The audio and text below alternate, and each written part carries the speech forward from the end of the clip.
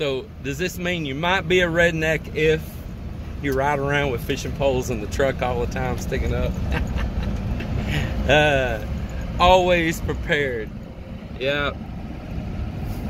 Nice thing about just having a bobber and a lead and a hook is you can catch anything for bait. You know, anything. Catch a cricket, catch a grub, grab a worm, get a grasshopper. I mean, anything.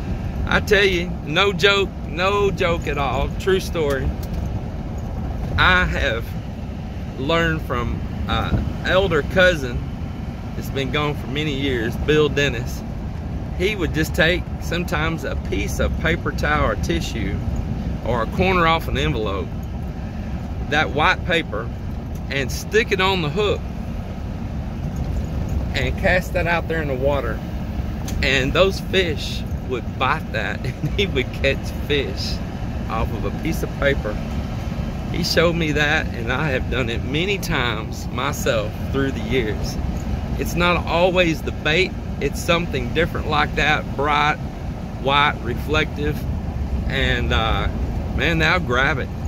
There'd be times he would take a line with no cord, no weight, just a hook and the line, and he would put a piece on there and lightly cast it and let it land on top of the water, kind of like messing with a fly, and a fish would just come up out of nowhere, I guess thinking that's an insect that landed on the water, and just grab it. Well, we would do that at those creeks. Good times, good times. Boy, I was raised up right.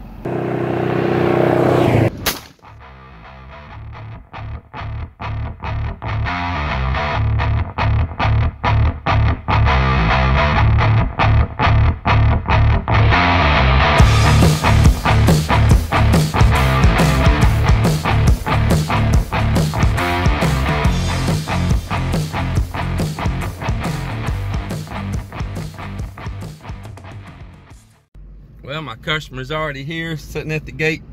Guess he got here a little quicker than he thought. Thought I was gonna beat him. He beat me. So it's time I get on this tractor and load some hay again. It's always a good thing. I think I got one more guy maybe coming right behind this one. I hope. Two birds, one stone, right? Now you talking about a bonehead move. I just made a bonehead move. I left the key to my tractor in my other truck. The key to my tractor is sitting on the console of my Tundra. So I'm having to ask this gentleman to be patient. I hate that. I hate when I do those bonehead moves. You ever make a bonehead move? Oh man. Well, it's not a perfect world, and at least he seemed like a nice guy. I get some people that are so uptight. They are picky for everything. I had a gentleman got his panties in the wad the other day, excuse my terms, because he had been there waiting on me to load hay. Well, the deal is that he showed up 45 minutes earlier. If I say I'm gonna meet you there at 2 o'clock, it doesn't mean I'm gonna meet you there at 1:15. So I usually try to be a few minutes early. But man, for somebody to get all roused up and get their feathers all in a ruffle just because they were too early and I wasn't just sitting there at their beck and call, I tell you what, it gets aggravating. The attitudes of some of these people, man, I just tell you. So he talked all these big dreams that he was going to buy 44 bales from me and all this. Well, he bought 14, and I never seen him again because they were a little pissy. And I had a lady the other day. They bought some rolls of hay from me, and it's $55 a roll. So they got 11 rolls. So what's that math equal up to, right? What's that math equal up to? 11 rolls, 55 times 11. Well, if you figured it yet, I'll give you a little time to do the math here. I know some of you might be pulling your shoes and your socks off right now and grabbing the kids' fingers, counting too. So what does that equal to? Well, it's pretty simple math. Of course, if you just said even 10 times 55, that's 550, right? So she was adamant that she owed me $555. And I said, no ma'am. I said, it's higher than that. And no, it's not. No, it's not. Boy, she just wouldn't have it.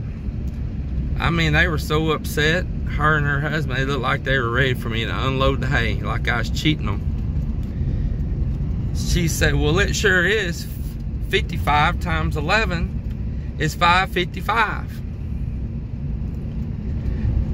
And just looking at me like I'm the dirtiest crook alive.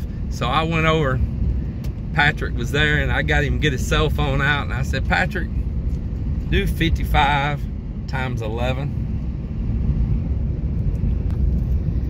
So he does it, you know, and what is it, 6:05, isn't that right? Isn't that right, everyone? So she says, no, it's not. There with Patrick too, boy. She came where he was at, because they were wanting a receipt as well, and I need to write them up a receipt. So old Patrick shows them there the math on the phone, and man, I tell you what, their faces was red. I just, again, I don't know about the attitudes of some of these people, and we were nice about it. I never was hateful or anything with her, and neither was Patrick.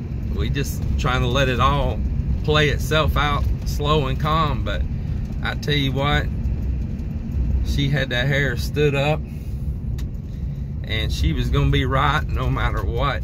I mean, we didn't even argue with her about it, other than just said no ma'am, you know, and had Patrick to add it up. But whew, you can just see the attitude. I could sure see she had a hen-pecked husband too, boy. Man, he was kind of red and had that funny grin on his face. I think he's seen this before with her. I don't think it was his first rodeo at all. I imagine that's a regular occurrence. So while we're doing a little riding on the back country road here and having a little chit chat, everyone, I tell you what, me and O'Mel, we're pretty excited to be heading overseas soon, and we're really excited to share a lot of stuff with you all. So I had a few of you that are some pretty dedicated viewers and subscribers that had asked the question, are we still going to do videos while we're gone? Absolutely. That's my whole point right there. Absolutely. You might have missed me saying that, so if you hear it on this video, I want to confirm again that we will be still doing our videos, and we're going to have a little bit of travel time, that there might be a delay getting some stuff up, a little jet lag as well. So we got a long travel too, from DFW to Hong Kong. That is a like 15-hour flight. That's right, 15-hour flight. That's a non-stop 15-hour flight. And then from Hong Kong down to Manila, that's a 2.5-hour flight. And then we're going to take a day-and-a-half break there in Manila. We're going to stay at the H2O hotel that's out on the Manila Bay there at Ocean World.